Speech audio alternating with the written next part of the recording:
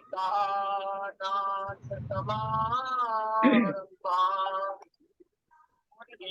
रामानन्दात् मध्यमाम् अस्मदाचार्यपर्यन्तां वन्दे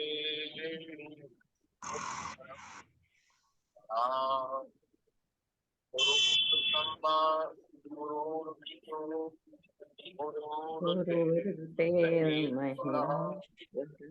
गुरुर्साक्षात् परब्रह्म तस्मै श्री गुरवे नमः।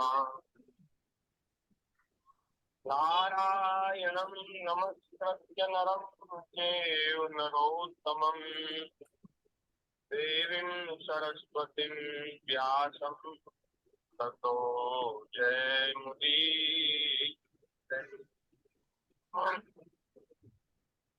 नारद पराशर पुण्डरीक व्यासांबरीष सुकुशोन्नत भीष्मदार्यान् रुक्मांगदार्जुन वशिष्ठ विभीषणादि पुण्यानिमान् परम भागवतां नमामि। चारि जुगन में भक्ति विमुक्ति पति गौरी सर्वसुर हरिराज भक्त भक्ति भगवंत गुरु चतुर्नाम बपुरीत पदवंदन की नाचे श्री राम जय राम जय जय राम श्री राम जय राम जय जय राम। श्री राम जय राम जय जय राम श्री राम जय राम जय जय राम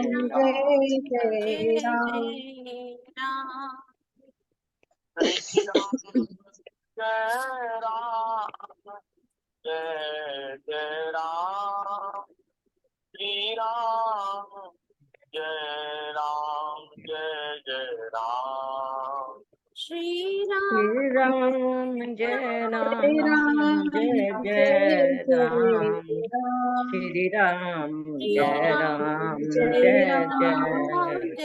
जय राम सीताराम जय ताराम सीताराम हरे कृष्णा सीताराम हरे राम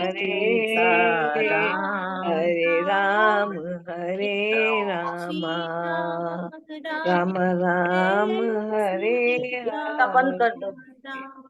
हरे कृष्ण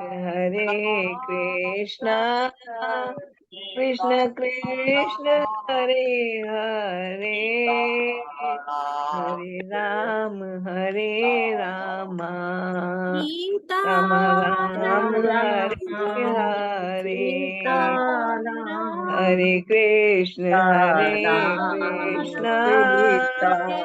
कृष्ण कृष्ण हरे हरे। इनका माइक बंद कर दो।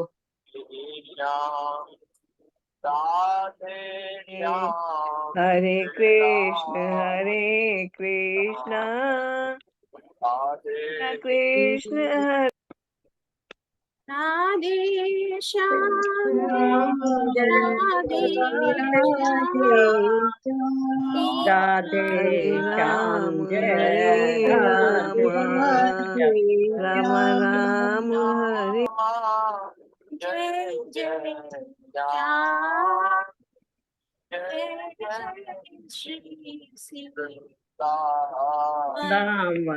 जो होस्ट है वो म्यूट कर दे रहे हैं। जय जय श्याम जय जय जो होस्ट है वो जय म्यूट कर श्री रहे हैं बार बार। वृंदावन धाम।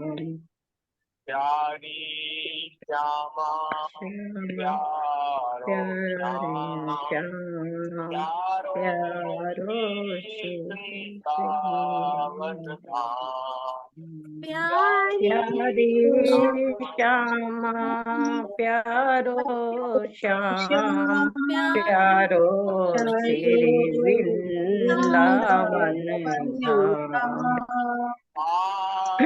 राधे तेरो नाम पावन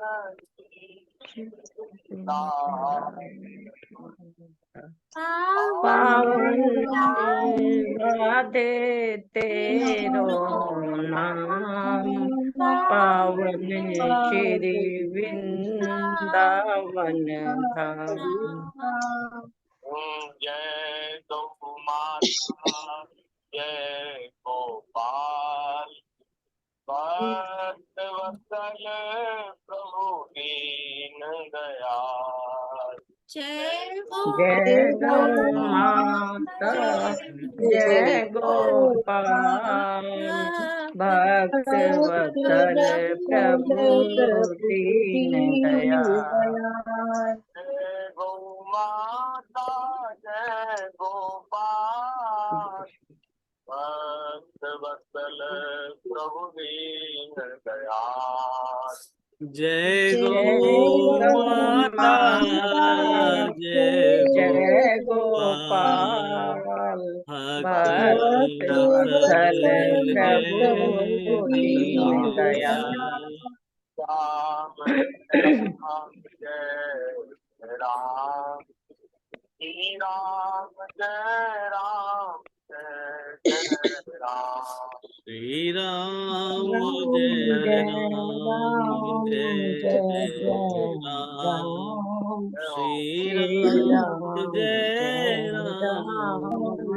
जय राम श्री राम जय राम जय राम श्री राम जय राम जय राम श्री राम राम जय राम जय जय राम श्री राम श्री जय राम राम जय जय जय जय श्री राम जय राम जय राम श्री श्री राम जय जय राम राम जय जय राम श्री राम जय राम जय राम श्री श्री राम राम जय राम जय जय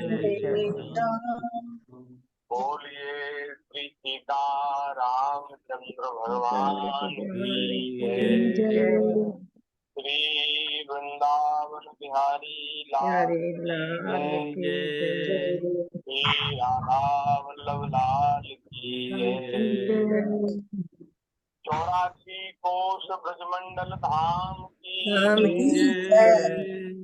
श्री यमुना रस रानी की जय जय श्रीमद् भागवत महापुराण की जय श्री सुखदेव जी महाराज महाराज की जय श्री भगवान वेद व्यास जी महाराज की जय श्री सदगुरुदेव भगवान की जय श्री गिरिराज महाराज की जय सब संत हरि भक्तन की जय सत्य सनातन धर्म की जय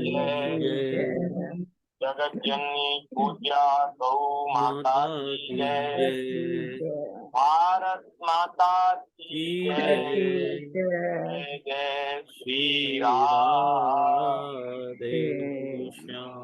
जय जय श्री सीताराम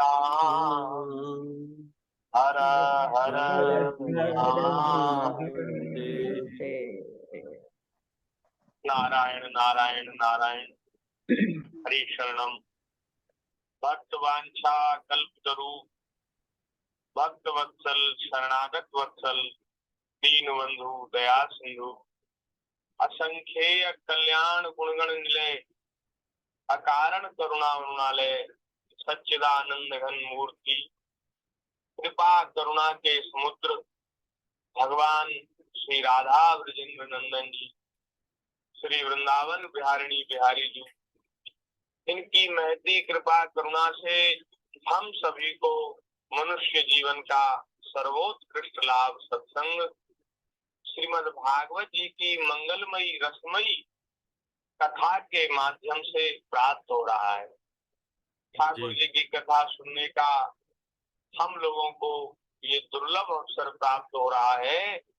ये भैया ठाकुर जी की कृपा से ही ऐसा संयोग बना है। हम तो आनंद ले रहे हैं, बस करने कराने वाले तो ठाकुर जी हैं। जो भैया जो निमित्त बन जाता है उसको ठाकुर जी बड़ाई दे देते हैं, प्रशंसा दे देते हैं। हम लोग तो आनंद ले रहे हैं। क्या क्या महाराज अद्भुत आनंद है, क्या आनंद है। थोड़ी देर कथा कहने सुनने का अवसर प्राप्त हो जाता है। भगवान के मधुराति मधुर जो पावन मंगल में नाम है, उन नामों का थोड़ी देर संकीर्तन करने का अवसर प्राप्त हो जाता है। इस तरह से बड़ा महाराज सुख है, बड़ा आनंद है और हम लोगों के दिन सार्थक हो रहे हैं। हाँ जी महाराज, संत महापुरुष कहते हैं कि भाई ज्यादा कुछ न कर सको तो रोजाना इतना तो करो कि थोड़ी देर सत्संग और थोड़ी देर कीर्तन। हमारे महाराज जी बताते हैं, महाराज जी से कोई पूछता है कि महाराज जी हम लोग घर गृहस्थी वाले लोग हैं, काम धंधे वाले लोग हैं, हम लोगों के कल्याण के लिए आप सरल सुगम मार्ग बता दीजिए। तो महाराज जी ने कई बार महाराज जी के श्रीमुख से हमने सुना है, महाराज जी साधन बताते हैं। क्या बोले? भैया कुछ न कर सको इतना करो, अपने घरों में अपने अपने घरों में सब लोग जितने घर के सदस्य हैं वे सब लोग बैठ जाएं और थोड़ी देर भगवान के नाम का कीर्तन करो और थोड़ी देर भगवान की कथा सुनो। बिल्कुल इतना अगर हम रोज कर लें तो महाराज इतने से भी कल्याण हो जाएगा। ऐसा हमारे गुरुदेव भगवान पूज्य श्री महाराज जी के मुख से हमने सुना है। तो हम लोगों के घर परिवार के सदस्य भले ही बैठे न बैठे, आप लोग ही हमारा परिवार है। जो भगवान का है वो हमारा है, जो भगवान का नहीं वो हमारा नहीं, जो राम का नहीं वो किसी काम का नहीं। हाँ, जो भगवान का नहीं वो किसी काम का नहीं। तो सत्संग में लगे बहुत अच्छी बात है, अपने घर परिवार के लोग लगे अच्छी बात है, कहना चाहिए, उनको प्रेरणा देनी चाहिए। और ना करें ना माने तो हो ये सोई जो राम रचि राखा, तो कर तरक बढ़ावे शाखा। ये सूत्र है महाराज जी। सूत्र क्या है कि श्री पार्वती जी और शंकर भगवान, पार्वती जी नहीं सती जी, पहले तो सती थी पहले अवतार में, फिर दोबारा दूसरा अवतार लिया पार्वती हुई। तो सती जी और शंकर भगवान आ रहे हैं और मार्ग में उन्होंने क्या देखा कि श्री रघुनाथ जी श्री जानकी जी के वियोग में वन में उनको ढूंढते हुए फिर रहे हैं, रुदन कर रहे हैं। तो ये दृश्य उन्होंने देखा तो शंकर भगवान तो बड़े आनंदित हुए भगवान की नर लीला का दर्शन करके, लेकिन सती जी को मोह हो गया। बोले महाराज आप कह रहे हैं भगवान है और हमको तो भगवान वाला कोई लक्षण दिखाई नहीं दिया। शंकर भगवान बोले देखो तर्क मत करो, बुद्धि मत चलाओ, भगवान बुद्धि गम्य नहीं है, भगवान भाव गम्य है, भावना में भगवान है, ठाकुर जी हैं। ये तो मनुष्य लीला कर रहे हैं। अरे जैसा वाना बनाया जाता है उसी के अनुसार फिर नाटक किया जाता है। भाई बाना बनाए राजा का और वो फिर भिखारी की तरह नाटक करे तो फिर वो राजा कैसा? तो राजा का बाना बनाया है तो राजा की तरह, भिखारी का बनाया है तो भिखारी की तरह, उसका रोल तो अदा करना पड़ेगा। मनुष्य लीला कर रहे हैं, मनुष्य के आकार में, मनुष्य अवतार में आए हैं, इसलिए नर लीला कर रहे हैं, जी तो तुम मोह मत करो। लेकिन सती जी को उनकी बुद्धि में कोई बात बैठी नहीं। शंकर जी ने बहुत समझाया। अब भैया समझाने पर भी कोई न माने तो उससे कह दो कि भैया जो फिर तुम्हारे मन पे आवे सो करो। हैं? ये सूत्र है। अगर पहले तो समझाओ, समझाने का काम है, और न माने कोई तो भैया जो तुम्हारे मन में आवे सो करो। हरि राम करन चाहे सोई होरी, करे अन्यथा अस नहीं कोई। भगवान जैसा करना चाहते हैं वैसा ही होता है। तो भैया इसलिए इस सूत्र को जीवन में धारण करना चाहिए। तो अगर हमारे घर परिवार के लोग बैठे सत्संग में अच्छा है, और नहीं तो भैया हम तो सत्संग कर रहे हैं। हम लोगों को तो एक दूसरे के माध्यम से ऐसा बढ़िया सुंदर अवसर प्राप्त हो गया। ये महाराज फिर दोबारा नहीं बनेगा ऐसा अवसर फिर दोबारा नहीं बनेगा। तो बड़ी कृपा है, करुणा है। तो इस प्रकार से अपने अपने घरों में बैठ करके हम सब लोग श्रीमद् भागवत जी की मंगलमयी कथा श्रवण कर रहे हैं। कल हमने वृत्रासुर के कथा के उपरांत उनके पूर्व चरित्र का स्मरण हम कर रहे थे। उनके पूर्व चरित्र, परीक्षित जी ने पूछा था कि महाराज इनको कैसे, वृत्रासुर को भगवान की भक्ति कैसे प्राप्त हुई। तो श्री सुखदेव जी ने सुनाया एक इतिहास। उस इतिहास का, उस कथा का महाराज जो मुख्य पात्र हैं वो है राजा चित्रकेतु। राजा चित्रकेतु के अनेकों रानियां थी, लेकिन उनके कोई संतान नहीं हुई। श्री अंगिराजी महाराज उनको ब्रह्म ज्ञान का उपदेश करने आए थे, लेकिन उन्होंने उनसे पुत्र की कामना की। तो उन्होंने कहा ठीक है भैया, अगर तुम पुत्र ही चाहते हो, पुत्र की तुम्हारे मन में प्रबल इच्छा है पुत्र प्राप्ति की, तो वो प्राप्त करके भी देख लो। देख लो भैया, अगर आपको संसार को पाने की इच्छा है ना, संसार की किसी भी वस्तु को प्राप्त करने की इच्छा है, तो उन लोगों के लिए ये कथा बड़ी महाराज एक सुनने के योग्य है। बहुत उनके काम की कथा है। राजा चित्रकेतु को सब सुख था, केवल एक उसको कष्ट था कि उसकी कोई संतान नहीं थी। अंगिराज जी आए थे ज्ञान का उपदेश करने के लिए, उनसे संतान मांगी। अरे कोई महात्मा हमें, कोई महात्मा मिल जाए तो भैया उनसे भगवत प्रेम मांगना चाहिए, भक्ति ज्ञान वैराग्य मांगना चाहिए। उनसे मांगना चाहिए महाराज हमारा भोगों से वैराग्य हो जाए, श्री ठाकुर जी अनुराग हो जाए। लेकिन क्या मांग लिया? संतान मांगी। तो चलो संतान भी प्राप्त करके देख लो। अगर संतान प्राप्ति से ही सुख होता हो तो चलो वो भी दिया। अंगिराज जी ने कृपा करके उनको महाराज संतान की प्राप्ति करा दी। लेकिन भैया संतान से क्या कोई सुख मिलता है? कहीं कहीं तो कोई संतान तो महाराज इतना दुख देने वाली होती है कि लोग कहते हैं कि इससे अच्छा तो होता ही नहीं। ऐसा भी होता है संसार में, संसार है महाराज जी।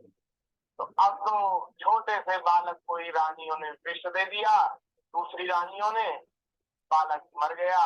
अब तो बड़ा भारी रुदन होने लगा महल में। अब उस अवस्था में श्री अंगिराज जी पुनः आए कि बोले अब जो है लोहा गर्म है, अब लोहा गर्म है, उस पर चोट मारेंगे तो वो फिर आकार ले लेगा।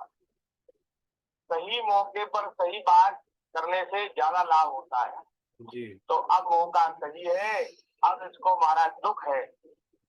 अब देखो संसार में किसी को सब कुछ प्राप्त हो जाए, सब कुछ सब सुख प्राप्त हो जाए, और उसको जाकर के कोई संसार की दुख रूपता का वर्णन करके सुनावे, करे संसार में तो बड़े दुख हैं, ये हैं वो है, तो उसके तो बात समझ में नहीं आएगी।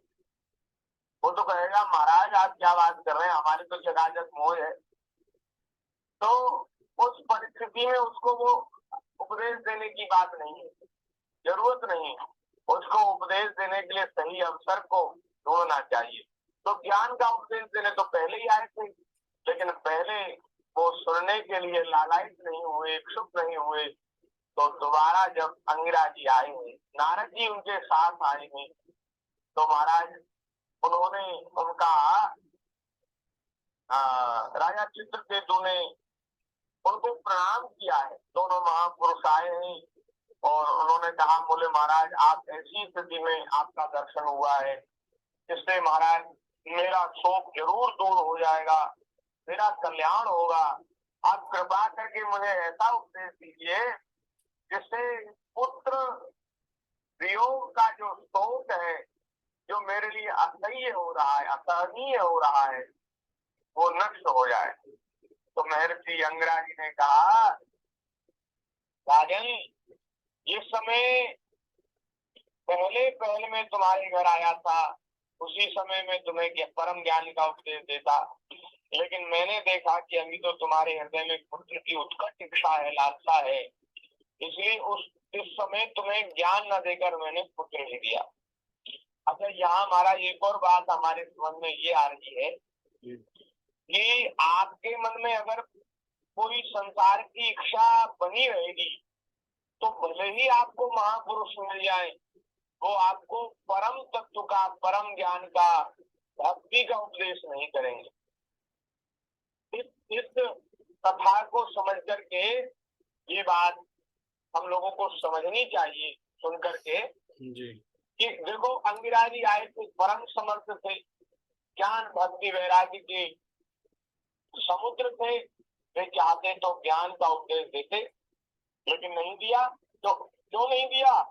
क्योंकि भैया ये जो ज्ञान है, भक्ति है, वैराग्य है, ये अमूल्य निधि है, ये बहुत अनमोल चीजें हैं, ये परम अधिकारी को ही दी जाएंगी, हर किसी को इनका उपदेश नहीं किया जाएगा।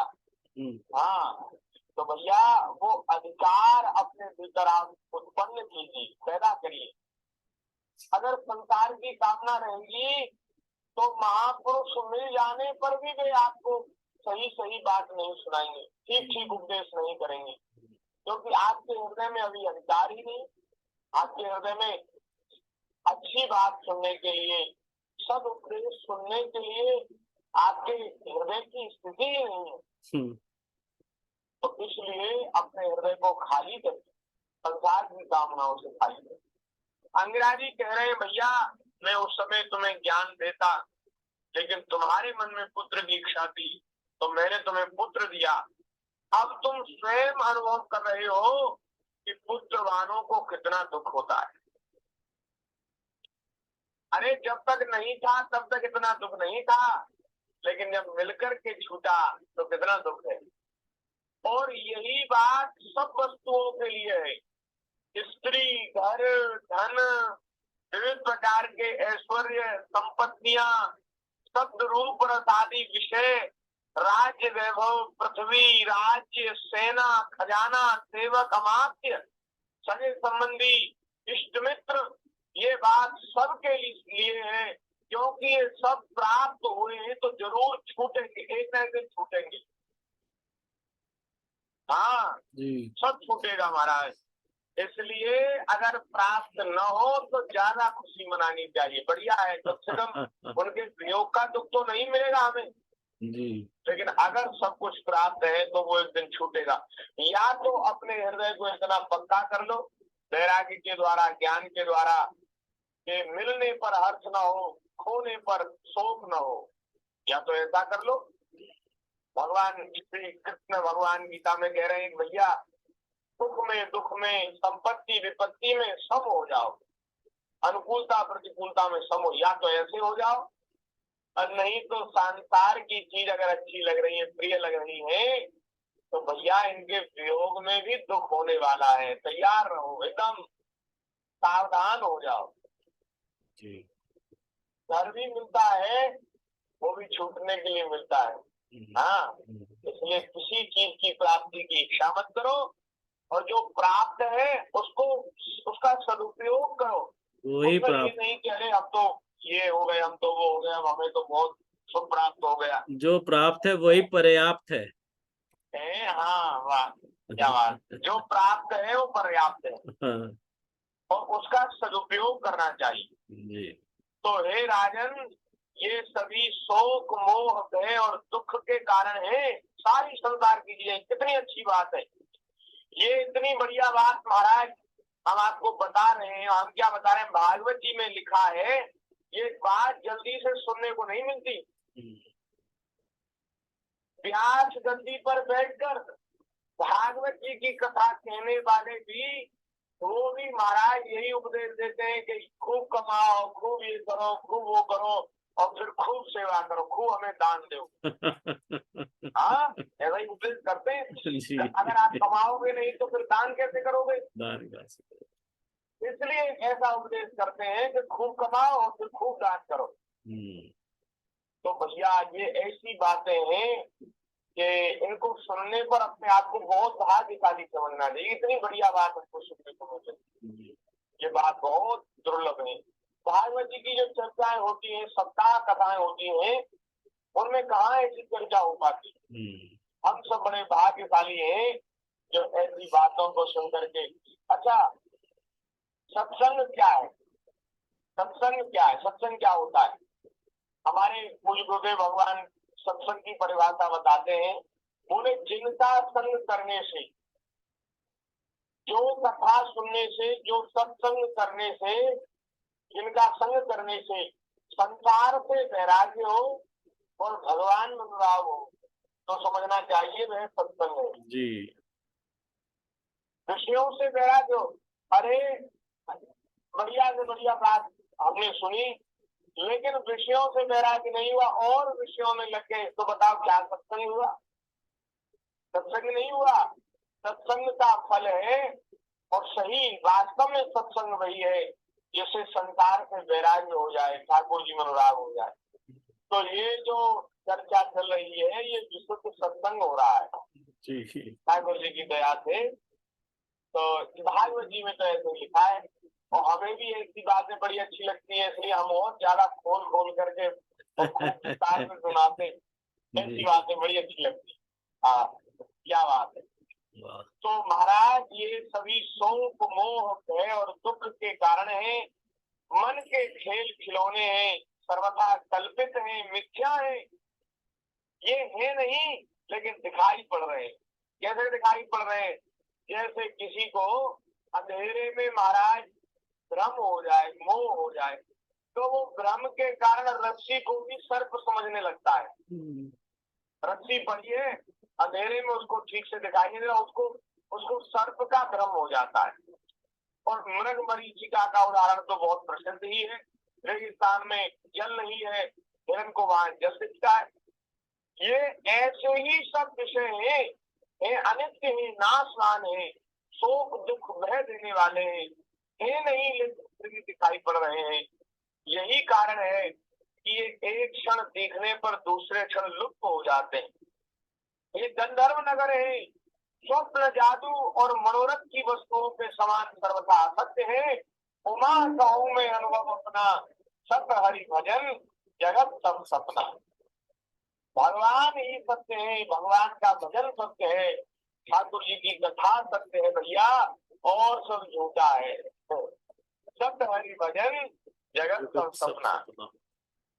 जो लोग कर्म वासनाओं से प्रेरित होकर विषयों का चिंतन करते रहते हैं, उनका मन अनेक प्रकार के कर्मों की सृष्टि करता है। जीवात्मा का यह देह जो पंचभूत ज्ञानेन्द्रिय और कर्मेंद्रियों का संघात है, जीव को विविध प्रकार के क्लेश और संताप देने वाली कही जाती है। ये देह ही क्लेश और संताप देने वाली है।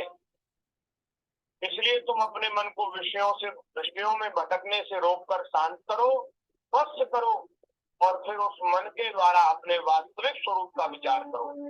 पहले अपने मन को स्वस्थ करना है। मन बहुत बीमार है महाराज। मन बीमार क्यों है?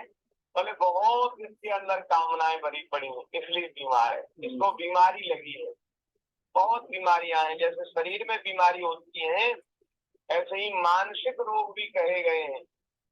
मानसिक रोग, ये काम, क्रोध, लोभ, ईर्ष्या, मद, मोह, मात्सर्य, ये सब मानसिक रोग हैं।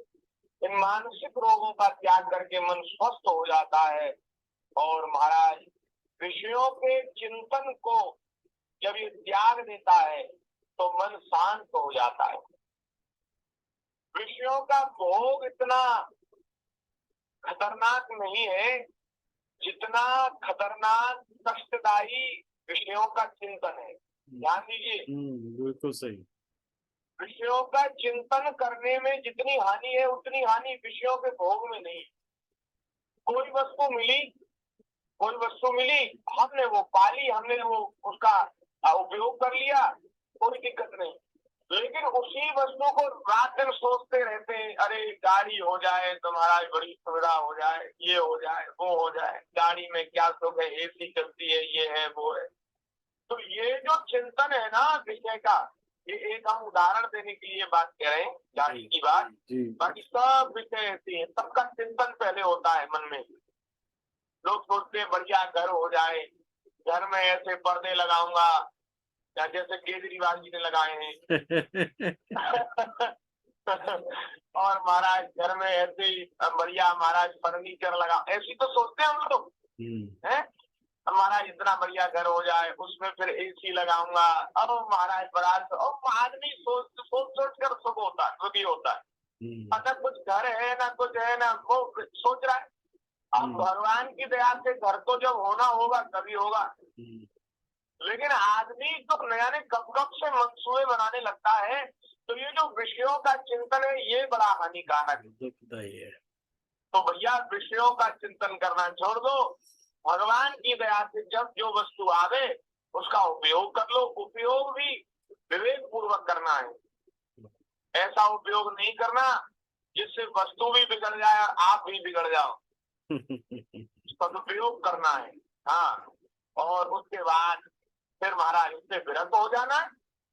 महात्मा देखो, संतों के पास भी सब सुख सुविधा है और हम लोगों के पास भी सब सुख सुविधा है, लेकिन संत उसको विवेक पूर्वक उपयोग करते हैं, इसलिए उनको वो बंधनकारी नहीं है जी। और हम लोग उन विषयों को भोगते भोगते उनमें फंस जाते हैं, इसलिए वो हमारे लिए हानिकारक। एक महात्मा ट्रेन में जा रहे थे, बढ़िया एसी डिब्बा में बैठे थे, संत थे और उनके पास बड़ा महाराज झोला वोला सामान था और उनके हाथ में बड़ी बढ़िया घड़ी बन रही थी, बहुत महंगी घड़ी। तो एक उनकी सामने वाली सीट पर एक कोई सेठ बैठा था, व्यापारी, वो महात्मा को देखकर हंसने लगा। तो महात्मा ने पूछा, भैया क्यों हंस रहे हो, हमें देख के क्यों हंस रहे हो भाई? तो बोला, महाराज अब आप हमसे कहलाओ मत, नहीं आपको बुरा लग जाएगा। बोले नहीं नहीं कह दो। तो बोले, महाराज आपने हमसे भी बढ़िया घड़ी पहन रखी है और आपके पास इतना सामान इकट्ठा है, बताओ हमने और आप में क्या फर्क है? हम भी आपके जैसे ही है, आप भी हमारे जैसे हो, आप वैसे तो महात्मा बनते हो और आप हमारी तरह ही चीजों का उपयोग कर रहे हो। तो महात्मा बोले, अभी हम तुम्हारे प्रश्न का उत्तर देंगे, अभी स्टेशन आने दो, आगे जब ये गाड़ी रुकेगी ना तब हम तुम्हारे प्रश्न का उत्तर देंगे। तो अभी महाराज स्टेशन आया, गाड़ी रुकी और गाड़ी रुकने पर महात्मा बोले, चलो सेठ जी बाहर चाय पी के आओ। तो सेठ जी का हाथ पकड़ के महात्मा ने उतार लिया नीचे ट्रेन से। ट्रेन तो प्लेटफॉर्म पे 5 मिनट रुकती, अब 5 मिनट के बाद वो ट्रेन चलने लगी तो सेठ भागने लगा। बोले, महाराज चलो चलो ट्रेन में चलो। तो बोले, अब हमारा मन नहीं है ट्रेन में चढ़ने का, अब आप तो यहीं रहेंगे, संत का क्या है, तो घूमते रहते हैं, अब हम यहीं रहेंगे, यहीं रुक गए, हमारा मन नहीं है। बोले, महाराज आपका सब सामान रखा है? बोले, सामान रखा है। बोले, किसी ने दिया था, अब कोई ले लेगा, हमारा क्या, हमारा कुछ ही नहीं। भाई किसी से किसी भगत के यहाँ गए थे, उसने बढ़िया घड़ी पहना दी, सामान ले दिया, अब कोई किसी को जरूरत होगी वो उपयोग में ले लेगा, हमारा ही नहीं, हम नहीं जा रहे अब गाड़ी। अच्छा। तो वो महाराज सेठ जी का हाथ पकड़ लिया महात्मा ने, बोले तुम्हें भी नहीं जाने थे? बोले महाराज मेरा तो सामान रखा है वहाँ, मेरे तो 2-4 जोड़ी कपड़े हैं, उसमें बैग है, मेरी ट्रेन छूट जाएगी, मैं घर कैसे पहुंचूंगा? बोले महाराज मैं तुम्हारे पाँव पड़ता हूँ, मुझे छोड़ दो। तो बोले सेठ जी मुझ में और तुम में यही फर्क है, बस जाओ अब अपना जाओ काम करो। सेठ जी चले गए, महात्मा बैठे रह गए।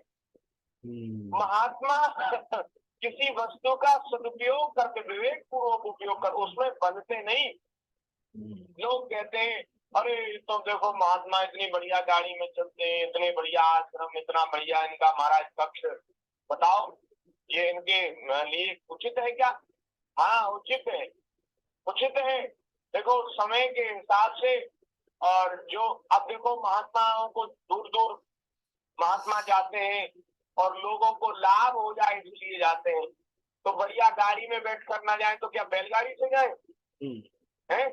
महात्माओं के भाई एक उनका स्वरूप है, उनके स्वरूप के अनुरूप सब व्यवस्था होनी चाहिए। अब तो कह रहे बढ़िया से बढ़िया व्यवस्था होनी चाहिए। वे भगवान के अत्यधिक प्यारे हैं, उनको कोई कष्ट नहीं होना चाहिए। अरे महाराज अपने भक्त की सेवा करने के लिए भगवान पूरी सृष्टि को उसके चरणों में झुका देते हैं महाराज। पूरी सृष्टि उसके चरणों में नतमस्तक हो जाती है। सब महाराज उनकी सेवा करने के लिए सब तैयार रहते। बड़े बड़े महाराज रईस पैसे वाले वो रुख देखते हैं महात्माओं का कि इनके भों का इशारा हो जाए और हम जैसे इनका इशारा हो ये काम कर दे। बड़े बड़े रईस, हमें ये कोई बात ऐसी नहीं, हमने ये बात देखी है। महात्माओं की वो दया दृष्टि चाहते हैं, उनकी इच्छा हो जाए तुरंत सब काम हो जाता है। ये है महाराज ठाकुर जी के भक्त। अरे भैया जो अपना सर्वस्व भगवान को समर्पित कर देते हैं, भगवान भी उनको अपना सर्वस्व समर्पित कर देते हैं। ये यथा माम प्रपद्यन्ते तांसदेव भजाम्यहम्। हम सारी सृष्टि भगवान की है। किसकी है सृष्टि? भगवान की है, भगवान ने बनाई है। ये लोग तो आते जाते रहते हैं, ये सब वस्तुएं भगवान की हैं। भगवान सब वस्तुओं को संतों को दे देते हैं, बोले वाह उपयोग करो। ये है महाराज। तो महात्मा तो उसमें तो सब जाता है, लेकिन वो उसका सदुपयोग। और महात्मा कभी भोगों का चिंतन नहीं करते, विषयों का चिंतन है। अगर विषयों का चिंतन करते हो तो विषयी हो, महात्मा कैसे हो सकते? अगर विषय का चिंतन करते हो तो विषयी हो, महात्मा नहीं हो। महात्मा तो निरंतर अपने प्रभु का, अपने ठाकुर जी का है, अपने आत्मा का, परमात्मा का चिंतन करते हैं, इसलिए महात्मा है। तो नारायण विषयों का चिंतन बहुत बुरा है। तो इस प्रकार से वो महाराज तमाम तरह के क्लेश और संताप देने वाले ये हो जाते हैं। इसलिए अपने मन को विषयों में भटकने से रोककर शांत कर दो। मन शांत कब होगा? जब ये विषयों में भटकना छोड़ देगा ठाकुर जी। नहीं तो महाराज मन शांत नहीं होगा तो बाहर कितनी भी शांति की खोज करो, शांति नहीं मिलेगी। क्योंकि शांति तो मन को ही मिलती है। जब मन को शांति मिलती है तभी आपको विश्राम मिलता है जी। देखो महात्मा बहुत कम सोते हैं, संत बहुत कम सोते, 2 घंटे 3 घंटे। तो उतने सोने से ही उनको उनके शरीर का जो एक जो जीवनचर्या है, शरीर की जो आवश्यकता है वो पूरी हो जाती है। क्यों पूरी हो जाती है? क्योंकि वे खाली समय में भी विषयों का चिंतन नहीं करते, वे अपने मन को शांत करके रखते हैं, तो उनको थकान नहीं होती। मन अगर आपका शांत हो गया तो आपको बहुत ज्यादा नींद क्यों ली जाती है? नींद क्यों जरूरी है? क्योंकि जितनी देर हम जगते हैं उतनी देर मन सोचता रहता है, कुछ ना कुछ सोचता है। तो मन सोचता है, इसलिए थकान हो जाती है। और थकान होती है तो उसको विश्राम देने के लिए नींद आवश्यक है। नींद में क्या होता है? मन और इंद्रियां और बुद्धि सब कुछ सो जाता है, फिर मन का चिंतन। बहुत से लोगों का तो मन नींद में भी फिर सपने देखता है तो उस वो चिंतन होता है। तो अगर नींद ले ली जाए अच्छी नींद, तो उसमें यह है कि मन को शांति मिल जाती है, थोड़ा विश्राम मिल जाता है। लेकिन जब जगता है तो फिर विषयों का चिंतन। और महात्मा तो 2 घंटे में, 3 घंटे में, 1.5 घंटे में अपनी नींद पूरी कर लेते हैं, उनके शरीर की आवश्यकता पूरी हो जाती है। क्योंकि वे जब जगते हैं तो भी अपने मन को इधर उधर घुमा करके, व्यर्थ का चिंतन करा करके वे अपने मन को श्रमित नहीं करते, इसलिए उनको कम नींद में भी काम चल जाता है। ये बात है। तो भैया मन को शांति मिलेगी तभी आपको विश्राम मिलेगा। तो मन को शांत करना है, हाँ ध्यान से सुनो। ये बात केवल कहने सुनने की, केवल हमने कही आपने सुनी अब निकाल दिया, ये सब बातें जीवन में धारण करने की, जी तभी आनंद आएगा, तभी लाभ मिलेगा। तो मन को व्यर्थ के विषयों के चिंतन से रोको, ठाकुर जी के चिंतन में लगाओ, अपने आत्मा के चिंतन में लगाओ, स्वस्थ करो और फिर उस मन के द्वारा अपने वास्तविक स्वरूप का विचार करो कि हम कौन हैं, कहाँ से आए हैं, क्यों आए हैं, हमारे आने जाने का उद्देश्य क्या है, परम लक्ष्य क्या है, तथा इस द्वैत भ्रम में नित्यत्व की बुद्धि छोड़कर परम शांति स्वरूप परमात्मा में स्थित हो जाओ। बोलिए भक्तवत्सल भगवान की जय। ये तो अंगिराजी ने कहा।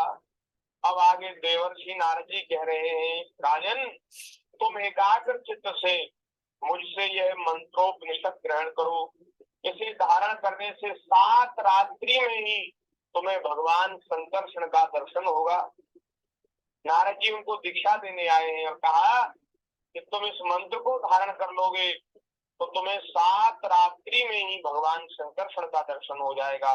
नरेंद्र, प्राचीन काल में भगवान शंकर आदि ने श्री शंकरषण देव के ही चरण कमलों का आश्रय लिया था। ये शंकरषण भगवान अनंत भगवान है, शेष भगवान जो रसातल में विराजते हैं। शेष भगवान, अनंत भगवान, उनको शंकरषण भगवान कहते हैं। इससे उन्होंने द्वैत भ्रम का परित्याग कर दिया और उनकी उस महिमा को प्राप्त हुए जिससे बढ़कर तो कोई है ही नहीं और समान भी नहीं है। तुम भी बहुत शीघ्र ही भगवान की उसी परम पद को प्राप्त कर लोगे। यहाँ महाराज 15वां अध्याय पूर्ण हो गया। 16वें अध्याय में श्री सुखदेव जी महाराज कह रहे हैं, अथ देव ऋषि राजन संपरेतम नृपात्मजम दर्शयित्वेति होवाच ज्ञाति नाम अनुशोचताम।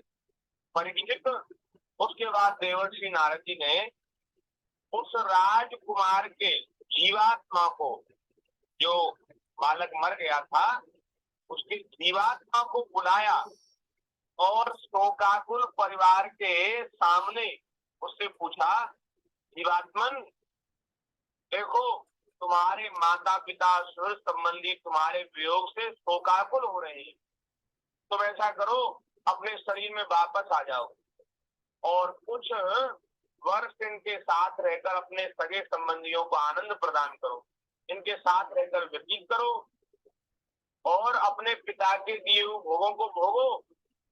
और पिता के बाद तो तुम राजा बनने ही वाले हो, इसलिए यहाँ जो सुख प्राप्त होने वाला है वो और कहीं प्राप्त नहीं होगा, इसलिए तुम यहाँ आ जाओ।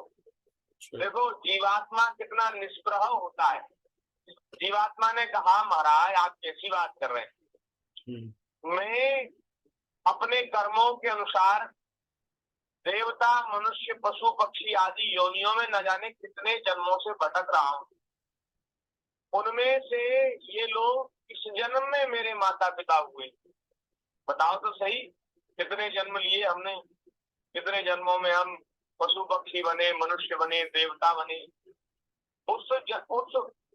किस जन्म में, उनमें से किस जन्म में ये मेरे माता पिता हुए हैं। विभिन्न जन्मों में सभी एक दूसरे के भाई बंधु, नाती गोती, शत्रु मित्र होते रहते हैं।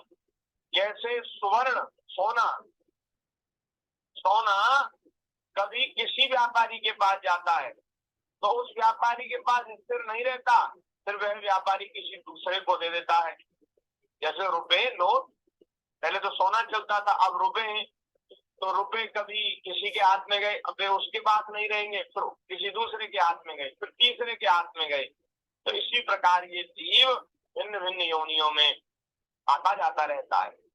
इस प्रकार विचार करने से पता लगता है कि मनुष्यों की अपेक्षा अधिक दिन ठहरने वाले स्वर्ण आदि पदार्थों का संबंध भी मनुष्यों के साथ क्षणिक है, बहुत थोड़ी देर के लिए संबंध है, जिसका जिस वस्तु से जब तक संबंध रहता है तभी तक उसकी उस वस्तु में ममता रहती है, उसमें ममता भी तभी तक रहती है जब तक उसमें संबंध रहता है।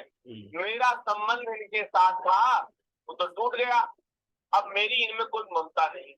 और रही बात भोगों की, तो ऐसे भोग में कितनी बार भोग चुका हूँ, यही भोग नहीं, मैं तो देवलोक के भोगों को भी भोग चुका हूँ। तो भोग भोगने की इच्छा तो मेरे भीतर है ही नहीं। जीव नित्य है, अहंकार रहित है, वह गर्भ में आकर जब तक इस शरीर में रहता है तभी तक उस शरीर को अपना समझता है। तो इसलिए महाराज मैं तो इस शरीर में दोबारा आने वाला नहीं हूँ, क्योंकि मेरा प्रारब्ध मुझे और कहीं ले जाने वाला है। इस जीव का ना तो कोई अत्यंत प्रिय है, ना अप्रिय है, ना अपना है, ना पराया है, क्योंकि गुणदोष करने वाले मित्र शत्रु आदि की भिन्न भिन्न बुद्धि वृत्तियों का यह अकेला ही साक्षी है, यह अद्वितीय है। श्री सुखदेव जी महाराज कहते हैं वह जीवात्मा इस प्रकार कहकर चला गया, उसके सगे संबंधी उसकी बात सुनकर अत्यंत विस्मित हो गए, उनका स्नेह बंधन कट गया और उसके मरने का शोक भी जाता रहा। जब उनके सगे संबंधियों ने देखा कि अरे हम जिसके लिए इतना रो रहे हैं, आंसू बहा रहे हैं, उसको तो हमसे बिल्कुल प्रेम ही नहीं है, उसको तो कोई लेना देना ही नहीं है, तो भैया हम क्यों रोमे फिर।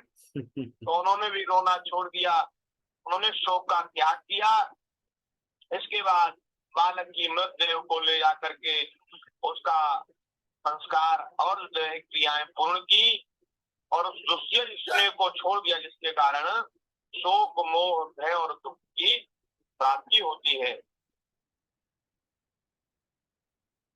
और महाराज जिन रानियों ने बच्चे को विष दिया था वे भी बाल हत्या के कारण अत्यंत लज्जित हो गई, वे आंख उठाकर भी नहीं देख पा रही थी राजा की ओर, अंगिरा जी की ओर। तो भी महाराज अंगिरा जी ने उनको उपदेश दिया और यमुना जी के तट पर ब्राह्मणों के आदेश अनुसार उनसे बाल हत्या का प्रायश्चित कराया। क्योंकि देखो परिस्थिति और समय आदमी से कब क्या करा दे इसका कोई ठिकाना नहीं, इसलिए किसी भी व्यक्ति को ऐसे दोष युक्त कभी नहीं समझना चाहिए कि अरे ये तो बड़ा ऐसा है। भाई कुसंग के कारण, किसी विशेष परिस्थिति में फंसने के कारण किसी ने कुछ कर दिया तो उसको उससे बहुत द्वेष नहीं करना चाहिए। हमने तो ऐसा सुना है कि पाप से द्वेष करो, पापी से नहीं। उसने जो पाप किया है वो निंदनीय है, लेकिन जिसने किया है उसके द्वारा वो है तो परमात्मा का ही है, उसके द्वारा ऐसा हुआ है। ये उसकी भूल हो सकती है, ये उसकी कमी हो सकती है, लेकिन इस सब प्रकार से तो अत्यंत त्याज्य नहीं है, उसका भी कहीं ना कहीं गुजारा तो होना चाहिए। तो भैया भगवान की शरण में और संतों की शरण में सबका गुजारा हो जाता है। संसार के लोग तो गुणों में भी दोष निकाल देते महाराज, आप में दोष है तो आपको स्वीकार ही कैसे करेंगे, वो गुणों में भी दोष निकाल लेते, लेकिन ठाकुर जी की शरण में सबका गुजारा है। तो नारायण उन्होंने उनसे ब्रह्म हत्या का प्रायश्चित कराया और महाराज इस प्रकार अंगिरा जी और नारद जी के उपदेश से विवेक बुद्धि जागृत हो गई महाराज चित्रकेतु की, और चित्रकेतु घर गृहस्थी के अंधेरे कुएं से बाहर निकल गए और उन्होंने यमुना जी में विधि पूर्वक स्नान किया, तर्पण आदि किया। उसके बाद संयत इंद्रिय मौन होकर उन्होंने देवर्षि नारद जी और महर्षि अंगिरा के चरणों की वंदना की।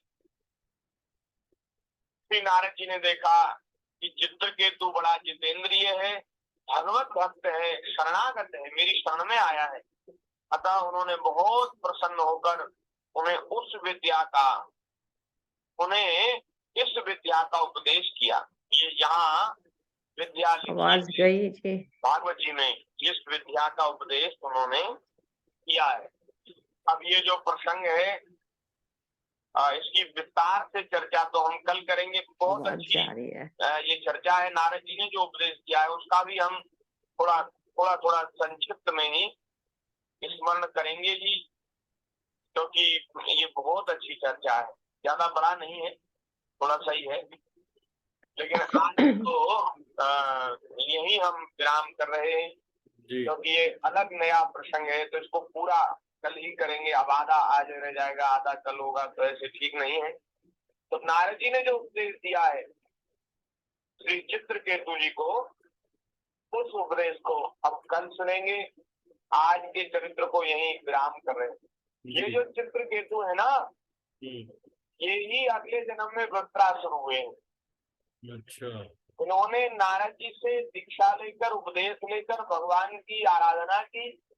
आराधना करने के बाद इनको सिद्धि प्राप्त हुई, भगवान श्री शंकरषण का प्रत्यक्ष दर्शन हुआ, तो उन्होंने इनको बहुत वरदान दिए। लेकिन इनसे एक अपराध बन गया, और वो अपराध क्या था उसकी चर्चा फिर आगे करेंगे, नहीं तो सस्पेंस खत्म हो जाएगा। उसकी चर्चा जब वो प्रसंग आएगा उसको करेंगे। और फिर उस अपराध के कारण उनको असुर योनि में जाना पड़ा। लेकिन देखो भक्ति की कैसी महिमा है, भगवान की भक्ति की कैसी महिमा है कि अगर किसी अपराध के द्वारा, किसी पाप के द्वारा पतन भी हुआ, तो भी भगवान के भक्त की भक्ति सुरक्षित रहती। जैसे भरत जी जो थे, उनको हिरण के शरीर में जाना पड़ा, तो भी उनकी उपासना साधना चलती रही। ऐसे ही आसुरी योनि में जाने पर भी इनकी जो भक्ति की यात्रा थी वो अनवरत चलती रही, उसमें कोई विक्षेप नहीं आया, और उस आसुरी देह से ही इन्होंने परम पद की प्राप्ति की। भक्ति बीज बिन से नहीं, जो जुग जाए अनंत, ऊंच नीच कुल उपजे, रहे संत को संत। भक्ति का बीज कभी नष्ट नहीं होता, न मे भक्ता प्रणश्यति, मेरे भक्त का नाश नहीं होता। ऊंचा नीचा कुल भले ही प्राप्त हो जाए, लेकिन वह संत का संत रहता है। तो आगे इन चरित्रों का मंगल में स्मरण होगा।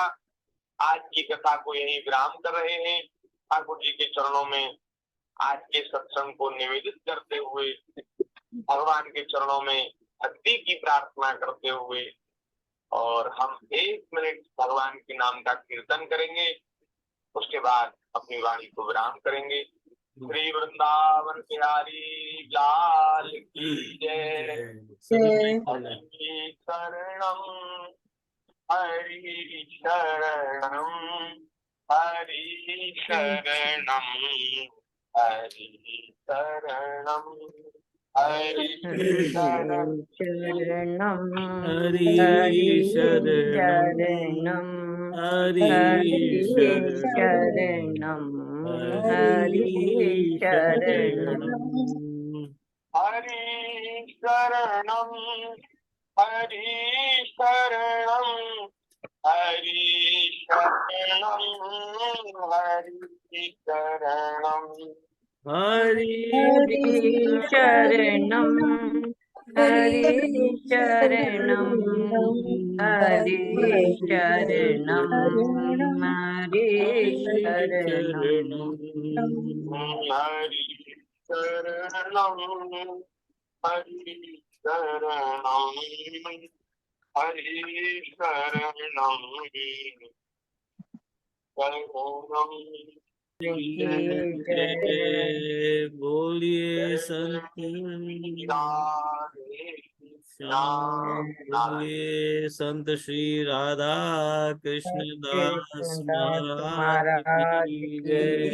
जय जय श्री राधे। भगवान आपके कोटि कोटि वंदन आपको। आपको बहुत बहुत धन्यवाद। कोटि नमन आपको, आप सबको धन्यवाद। भी हम प्रणाम